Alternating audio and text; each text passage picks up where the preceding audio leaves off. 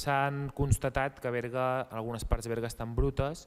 Sí que és veritat que en moltes ocasions heu defensat que és per culpa del contracte de la via neteja que està caducat, però el que sí que també ens han fet arribar molts ciutadans i ciutadanes és la preocupació de que moltes papereres de Berga estan desapareixent, ja siguin per actes incívics o perquè amb diferents esdeveniments s'estan traient. Ens agradaria saber per quin motiu es treuen les papereres i si hi ha motius i hi ha la previsió de tornar-les a posar.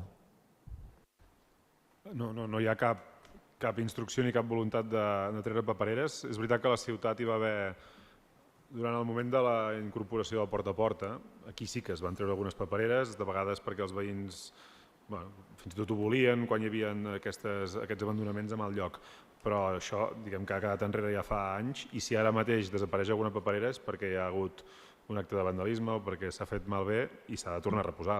L'empresa de neteja ha de tornar-la a posar. Per tant, si ens n'assabentem, si ens ho comenta algú, la tornem a instal·lar. Vull dir que jo fa poc he dit que falta la paperera o que s'ha espatllat la paperera, tornar-la a posar i s'ha tornat a posar. Si passem llistat, doncs ha de ser així. D'acord, ho agrairíem perquè la mateixa ciutadana ens ha fet arribar que és molt difícil recollir les necessitats dels gossos perquè es troben aquest problema.